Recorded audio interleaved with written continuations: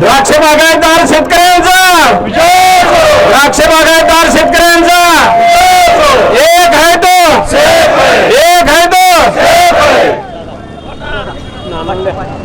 आजच्या या मोर्चासाठी सांगली जिल्ह्यातून आलेले सर्व द्राक्ष बागायतदार, तसंच सोलापूर जिल्ह्यामधून आलेले सर्व द्राक्ष बागायतदार, आमच्या कर्नाटकात विजापूरकडून आलेले सर्व द्राक्ष बागायतदार आणि त्या सर्व जे उपस्थित राहिलेत त्यांचं मी सुरुवातीला मनपूर्वक स्वागत करतो। खरं तर हा मोर्चा आपल्याला इतक्या लवकर काढायला लागेल असं वाटलं नव्हतं, कारण या अगोदर काढलेल्या मोर्चाच्या वेळी शासनाकडे जे आपण मागणी केल्या त्या मागणीचा कुठेही मागणी पूर्ण होण्यासाठी काही शासनाकडून घडलं नाही, म्हणून आज परत आपल्याला आपल्या मागण्यासाठी बेदाना ह्याच्यासाठी मोर्चा आज काढावा लागला। आपला काही मागण्या आहेत, त्यामधल्या अफगाणिस्तानमधून आहे झालेला निकृष्ट प्रतीचा बेदाना आहे तो जप्त करा म्हणून आपण सांगितलं होतं।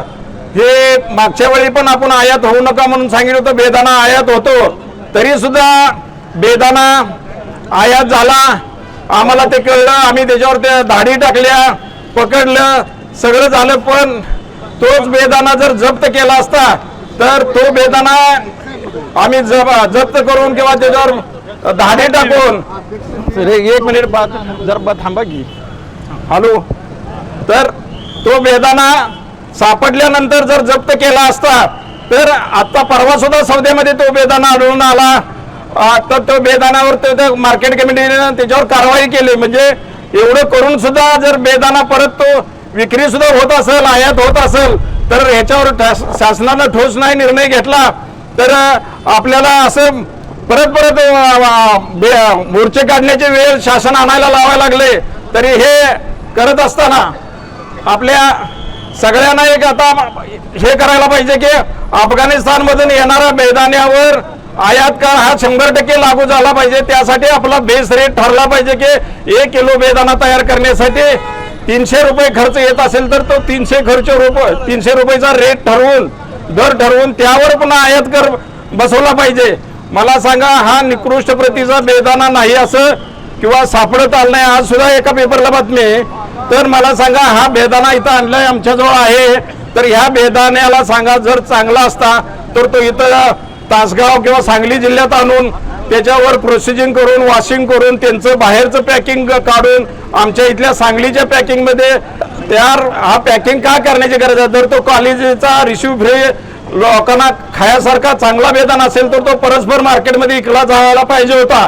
पण ह्या मार्केट कमिटीच्या ज्या आहेत त्या व्यापाऱ्यांनी याचा समज चुकीचा केला की हा मार्केट कमिटी इथं स्थापन झाले ते आपल्या स्थानिक शेतकऱ्यांचा बेदाना किंवा माल विक्रीसाठी ह्या मार्केट कमिट्या ह्या आपल्या स्थानिक लोकांचं जो उत्पन्न माल होतो शेतकऱ्यांचा, बेदाना असू दे, हळद असू दे, काही असू दे, त्यासाठी ह्या मार्केट कमिट्या काढलेल्या आहेत। हे व्यापाऱ्यांनी समजून घेतलं पाहिजे की ह्या मार्केट कमिट्या तुम्ही बाहेरच्या देशातला चोरून बेदाना आणून विकण्यासाठी ह्या मार्केट कमिट्या नाही आहेत। आणि दुसरी गोष्ट असं आहे की जो इतक्या मोठ्यावर इथं कोल्ड स्टोरेज झाले व्यापाऱ्यांचे आहेत, त्यांना शासनानं भरघोस अनुदान दिले, ते अनुदान इथल्या लोकांचा शेतीच्या मालाला दर मिळावा, चांगली प्रत राहावे यासाठी केले। तुम्ही बाहेरचा बेदाना आणून त्या स्टोरेजमध्ये चोरीचा बेदाना आणून ठेवण्यासाठी हे अनुदान तुम्हाला देऊन हे स्टोरेज उभा केलेले नाहीत। मला आता असं वाटतं की काही काळ आता जो शेतकरी म्हणजे व्यापाऱ्याने जो बेदाना ज्यांचा आपल्याकडे आढळून आला तस्करीचा बेदाना, ते लोक व्यापाऱ्यांचे नाव आपल्याकडे आता जाहीर झाले, तर आपण एक आता शेतकऱ्याने असं करायला पाहिजे की ह्या लोकांच्या स्टोरेज मध्ये आपण बेदाना ठेवायचं नाही, आपण ठरवलं पाहिजे आणि आपण त्यांच्या आडतला कुठेही आपला माल लावला नाही पाहिजे।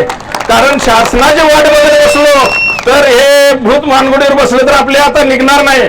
आणि दुसरी गोष्ट असं आहे की आता चीन मधनं द्राक्ष यायला लागले, ते चीन मधली द्राक्षे जे येत आहेत या चीन मधल्या द्राक्षांना मला सांगा, जर याच्या अगोदर चीननं जो इलेक्ट्रिक वस्तू आहे त्यामध्ये आपल्या देशावर एवढा प्रभाव पडला होता, उद्या तरी हे द्राक्षे अशी 50 रुपये किलो नंतर त्यांची येऊन विकायला लागले तर आपल्याला ह्याच्यापेक्षा मोठी कुठली अडचण निर्माण होणार नाही, ह्याची दक्षता आपण घ्यायला पाहिजे. त्यामुळं त्यांच्या ह्याच्यावर समजा 1 किलो द्राक्षाचा 100 रुपये रेट ठेवला तर त्याच्यावर जे कर आहे तो कर बसवला पाहिजे ताबडतोब. आणि मग त्यानंतर काय व्हायचं ते होऊ द्या. आणि दुसरी मागणी अशी आहे की बेदाणा निर्यात म्हणून परकीय चलन मिळेल यासाठी आम्ही मागच्या वेळी पण ICD पुरवठ्याची मागणी केली. तो कवठेमंकाळ असेल किंवा या भागामध्ये तो ICD पुरवठा जर केला तर कोल्हापूर जिल्हा असेल, सोलापूर जिल्हा असेल, सांगली असेल, नुसती द्राक्षे नाही, द्राक्षे, बेदाणा, केळी, पेरू, चिकू, गुळ असेल, साखर असेल, हे जे उत्पादन आहे याचा आपल्याला माल बाहेर पाठवण्यासाठी चांगला या ICD कोडचा उपयोग होईल. त्यासाठी ती आपली मागणी होती. आता NHBचे इथं आपल्याकडे संचालक आले ना, कोकरे साहेब, तुम्हाला सांगतो की तुम्ही तुमचं जे अनुदानाचं नियोजन आहे NHBचं, त्याला 10 एकराची अट आहे. आमच्याकडे स्लॅबच लागू आहे 8 एकराचा, आणि तुम्ही 10 एकराला जर अनुदान देत असाल तर हे तुमचं ताळमेळ शासनाचं तुमच्याजवळ आहे का अगोदर बघा. आणि हे बेदाणा तुम्हाला सांगतो, जो चोरीचा बेदाणा आम्ही सांगितलं केला तरी सुद्धा काही पत्रकार म्हणतात की बेदाणा आढळून आला नाही. आमच्याजवळ सगळे त्याचे प्रूफ आहे, तिथं प्रूफ सुद्धा नानाने आणले, आमच्याकडे व्हिडिओ आहेत, सगळे आहेत. ह्यांना कुठल्या तर शेतकऱ्याच्या बांधाला गांजाचं झाड दिसलं तर लगेच हे ऍक्शन करतात. आणि यांना एवढ्या मोठ्या 15-20 हजार बेदाणा आलेला जर यांना जर कळत नसेल तर याच्यापेक्षा वाईट गोष्टी असणार नाही. आणि आपल्याला स्वावलंबी व्हायचं असेल तर काही निर्णय आता आपण एक संघ झालो तर आपल्यालाच घ्यावं लागणार आहेत.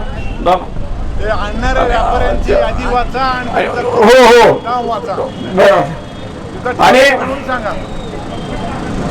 आता ज्यांनी हे बेदाणा आयात केलाय बाहेरचा, यांनी आपला कर बुडवलाय, यासाठी यांच्यावर देशद्रोहाचा गुन्हा दाखल केला पाहिजे.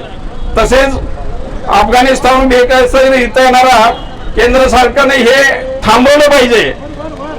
आम्ही म्हणतोय आयात कर बसून बेस रेट ठरवून आला तर येऊ द्या, पण हे चोरीच्या मार्गाने येणार आहे, ह्याच्यावर जर कारवाई नाही झालं तर आपण कर्जच काय आपलं काहीच राहणार नाही, पुढची पिढी आपल्याला माफ करणार नाही. दुसऱ्या रेजिन बोर्डची पण आमची द्राक्ष बागायतदार संघाची मागणी आहे. केंद्र सरकारनं रेजिन बोर्ड सुद्धा स्थापन करण्यासाठी मदत करायला पाहिजे.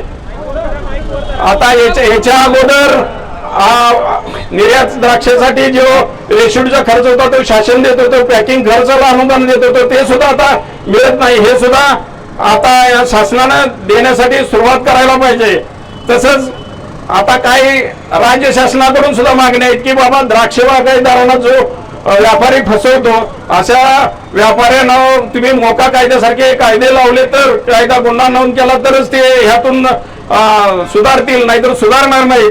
तसेच पांडुरंग पुणकर फळबाग आहे, या फळगाव योजनेत जर द्राक्ष बागांचा फळांचा समावेश करणं किंवा रोजगार हमीचं आता जवळजवळ सगळं गुंडाळ आहे, हे जर शासनाला चालवायचं असेल तर ह्याचा द्राक्ष बागायत उभारणीमध्ये ह्याच्यामध्ये जर समावेश केला तर ह्याच्यापेक्षाही चांगली गोष्ट किंवा शेतकऱ्याला मदत होईल.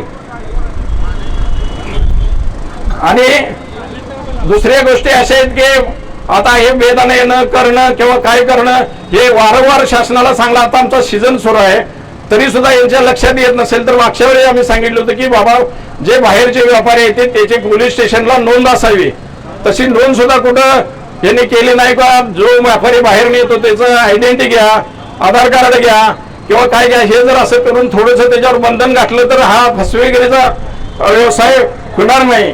तर काही इतक्या मागण्यासाठी आपण इथं उपस्थित राहिलात, याच्यापेक्षा सविस्तर आणि आमचे उपाध्यक्ष नाना आणि कोकरे साहेब पण बोलतील.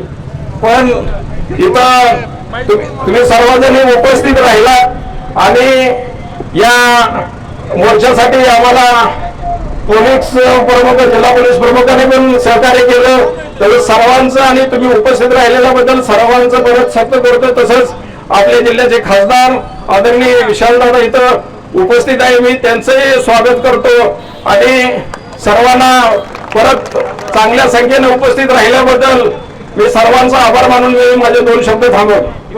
त्यानंतर नॅशनल हॉर्टिकल्चर बोर्डाचे संचालक माननीय कोकरे साहेब बोल. भारत माता की जय, गो माता की जय, भू माता की जय, भारत माता की जय. सबको नमस्कार। अभी मेरे को मराठी तो कुछ समझता है 10% और हिंदी में बात करना ट्राई करता हूँ मैं। हिंदी में बोले तो भी चलेगा। अभी जो मुद्दा उठाया है, आमच्या शेतकऱ्यांना तर इंग्लिश यायला लागले, तुम्ही हिंदीत बोलायला काय?